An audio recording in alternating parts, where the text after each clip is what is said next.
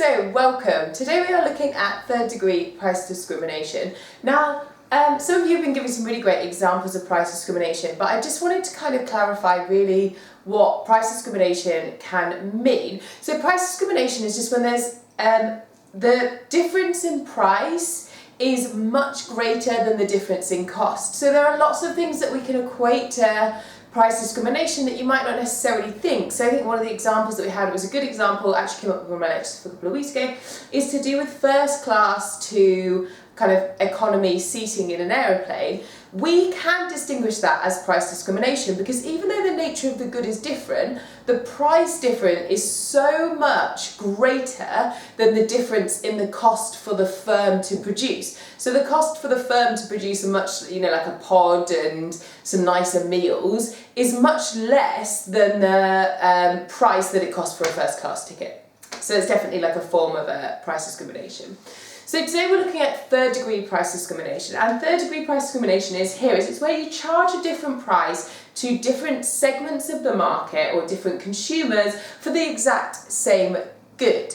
Right? So you have the exact same good and you split up the market and you charge those segments in the market differently based on their willingness and their ability to pay. So it's all about how much an individual is willing, or actually usually more able to pay, and it's about how the firm decides to split up the market and charge those consumers differently. So prices charged in the market have little relation to the cost of production. So what does that mean? Well, it relates to kind of like the first class, second class price ticket that I said about at the start. It's got little to do with the cost of kind of producing that good and more to do with how much people are willing and able to pay for that good. So thinking about the airline kind of example, the cost of a first class ticket is astronomically greater than the cost of an economy ticket, 4 or 5 times the same price. However, the cost of producing that seat, the cost of producing that experience is not 4 or 5 times the cost of producing a kind of economy seat. So it is, you're splitting up the market based on the consumer, not based on the production. So it's based on the willingness or able to pay rather than the willingness or able to supply. It's all about the consumer, not so much about the producer. So we're going to have a look at how we segment and how the firm then decides to kind of like set their prices and why it might be beneficial for them to do that. So there are 3 things, that kind of conditions that happen for price discrimination, third degree price discrimination to happen in the market. The first one of those things is the ability to set prices. So firms have to have the ability to set prices in the market, because if they don't have the ability to set prices in the market, think about what kind of firm doesn't have, or what kind of market structure doesn't have the ability to set prices in the market. What is it? I'll give you a second to pause and have a think about it. It is perfect competition. Then you can't price discriminate because you don't have the ability to set prices. You are setting prices based on what the consumers have price setting power. You don't have any price setting power, or the market has price setting power is probably more accurate. You need to have the ability to segment the market. Now we'll have a look at this in a little bit detail later on, but basically what that means is you have to be able to make sure that you can define who fits into each segment and why they fit into that segment, and more importantly, you have to make sure that they don't resale between the market segments, right? So you have to make sure that one that you are charging a lower price to can't go and buy it and then resell that to a person who would be charged a higher price in the market. So I just want you to think about maybe an example that would fit that, and then we'll use that example moving forward. I think that, so for instance here, really easy one is like a student discount, like a student rail discount. So the firm has the ability to segment because they can say they know that there is a willingness or ability to be able to pay difference. So those of them individuals who are not students have more willingness or ability to be able to pay higher prices than those who are not on a train. And they're able to segment those by the fact that you have a student ID, for instance. So you have a student ID, usually from the NUS or from your university, and then they can use that to check when they're on the train. And they can also stop the ability to resale. So for instance, as a student, you can't buy a ticket and then sell it to somebody else, and the reason you can't do that is because it says student on it, student rail card. You have to show them your student rail card and also your student card or whatever else. So they're stopping the resale there, and they're able to segment. Now we're going to have a look later on at some other examples. You're going to come up with some examples. But what's important here, and the exam board is going to expect you to understand and be able to recreate the diagram that we're going to have a look at next. So, how are firms able to third-degree price discriminate? Well, it works like this. I'm going to break down those steps for you, then we're going to draw the diagram. Don't want to throw it all at you at once because you'll get a bit kind of overwhelmed and confuse some of you. So consumers have a different willingness or ability to pay. So let's first think about that kind of student discount. Student rail card is probably a really good example that we can use to kind of add some life to this. So think about people want to go home for the weekend, it's the holidays or whatever else. I want to go home and see my family, I'm from up north, maybe I want to go up north and see my family, and then you've got somebody who's finishing university. I have a different willingness and ability to pay. If I have a certain day off work, or it's a certain weekend or whatever that I want to go home, I have a different willingness and ability to pay to somebody who is a student who's on a much lower income than I am, or who has much more flexibility than I do. I have to travel on a Friday night and leave on a Sunday. They may have lectures on a Friday morning or no lectures on a Friday, be able to travel on a Thursday in the middle of the day. I definitely cannot travel in the middle of the day on a Friday unless it's summer holidays. So they have a different willingness or ability to pay. I can pay more, and also I can say that there's certain times that I have to travel on, there's times that I cannot travel on. We're set up already, and then that has a reflection. So these sections, because have different price elasticity of goods or the service, so the train ticket for instance. The student in this scenario has a much lower price elasticity or a much higher price elasticity of demand. They're much more elastic price elasticity of demand than I do. I'm very inelastic. I have to travel on a Friday evening after 5 o'clock, so I've got time to get to the station, whereas a student may be able to travel in the day, or if they've got a cheaper ticket in the morning, they might be able to catch up with their lecture a little bit later on, or catch up with the work and take advantage of the cheaper ticket. I definitely cannot just catch up with my work. Be like, hey guys, can't teach you on a Friday morning because there's a really cheap train ticket, off I go. I don't have that flexibility. I'm much more inelastic in my demand. So the firm can then make sure that the SMP splitting the customers, so me taking advantage of my inelastic demand and taking advantage of the elastic demand of a student, splitting those two markets up, right? So splitting us into two markets, and then they can make more supernormal profit by charging us two different prices than they can the average of us. So say for instance, they decide to price everything evenly. So instead of say from here to Manchester, for instance, it could be like London to Manchester, £50 a ticket at all times, rather than 100 at some times, 20 at some times, over £100 at some times. They just average it out. What we're saying is they're going to make more profit from charging me 150 and a student 50 than they at different times than they are going to from charging everybody 100, because I'm still going to get the same ticket, right? Because I'm very inelastic, I have to travel at certain times, and I'm going to get a lot of consumer surplus. Woohoo, great. But the student is priced out of the market. They're just not going to enter the market, and therefore the firm is losing out on that profit, right? So we're going to have a look at that diagrammatically, and hopefully that's going to kind of solidify some stuff for you. So here is our diagram. So what I've done here is I've just set your marginal cost as equal. So all I want you to think about is, when you're thinking about, is where does that marginal cost come from? It is not because the marginal cost is horizontal. That would be perfect competition. That would mean that the firms are price takers, and we know that that can't be true here. It's just, take it as I've already got like my AR and MR on here, and I've put my MC and that point there. I've just taken that point where it meets and set that as the MC across the three different segments. We'll get to that in a moment. Now, some of you may have seen where you have an average cost as well. Now, Edexcel does not specify that you need to do an average cost, so this is the diagram if you're doing Edexcel, like that you will be expected to recreate, but don't worry if you have to add in average cost as well. It's literally just as simple. It's not that much different. So we're going to have three different markets. So we're thinking about the train ticket, for instance. So we could have here kind of like workers, for instance, or start off with students. We're going to have one of these is going to be students, and then we're going to have like non-students.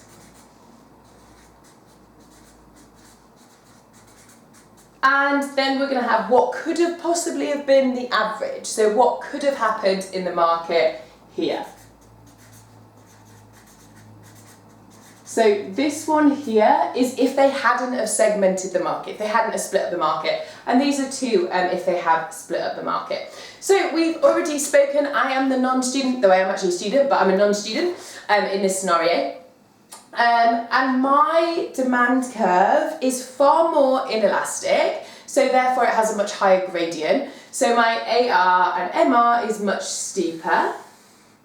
So this is my average revenue, and this is my marginal. Same rules apply, AR hits, MR goes through.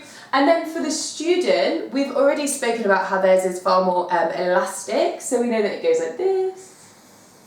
And that would carry on all the way down. And this is their MR. And then the average of the two is going to be somewhere in between.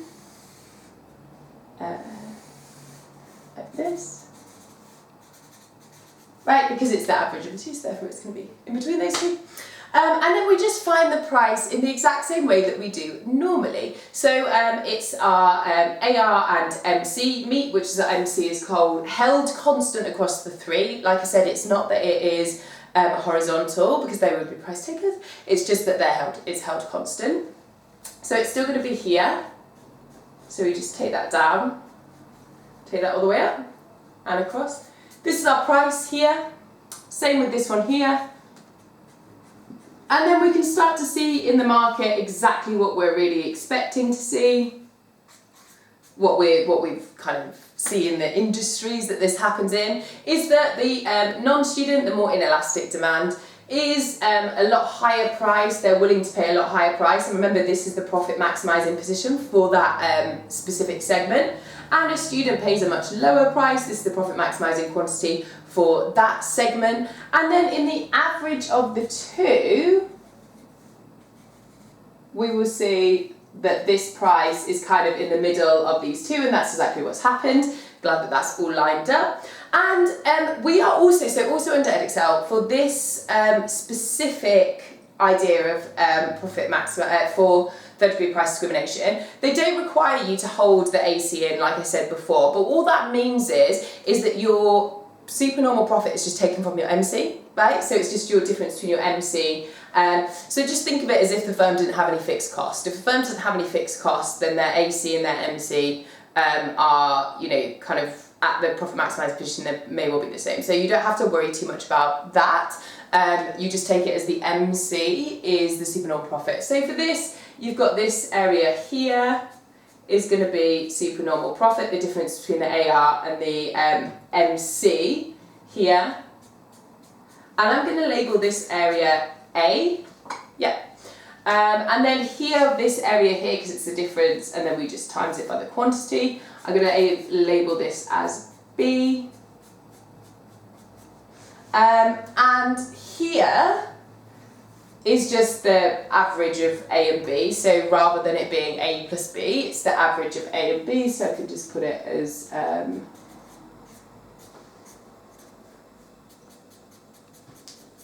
here. It's not quite right, but A plus B over 2, it's actually not necessarily that, but it's just the average of those there. And we can see that actually what's happening in the market is by splitting up the market, so by splitting these kind of market into two segments, so in this case it's student and non-student, the firm is able to make more supernormal profit than if it was just the average, right? So basically, that kind of brings us along to this point here. A plus B, so this area of supernormal profit here, there is plus this area of supernormal profit here, because they're two different market segments that the firm has managed to been able to add together, is a greater amount of profit than A plus B. Well, actually, it's not A plus B divided by 2. It's actually the average of the AR curve divided by 2. So it's the average of the AR curves, not the average of the AR curves divided by 2. That would be the average of the MR. But it's just the average of the AR curves. This area plus this area is greater than this area, and therefore they're getting more supernormal profit from third-degree price discrimination than they would do if they just averaged the market out, right? So that's kind of, these 3 points are kind of explaining what is on here. So the MC is just the same. The price elasticity is different for the different consumers. So this is one area of price discrimination, the other segment of price discrimination. Then this is what they would have got if they didn't price discriminate, and you're able to compare the 3 areas, right? And then here the idea is that A plus B, so this area, is greater than the mean of the AR of both of these, but I've just put A plus B. I know it's mathematically not technically correct, but it's you understand where I'm coming from. So, the biggest point here is that you need to understand and kind of get into your head that the price discrimination is actually based upon, it's not based upon, but it's hinged upon being successful on the cost of the market splitting. If the splitting of the segments of the market is very expensive, then it makes third-degree price discrimination not so appealing, because it actually might mean that it's not as profitable. So A plus B may not actually be as profitable as the average of the price elasticity demand. So if you think about it, so still using kind of our example of the train line, for instance, then what you're saying is if it was really expensive for the train line to split up firms, so it's not just a button of I have a rail ticket, here's your price, bring your rail ticket along, very easy, very cost efficient.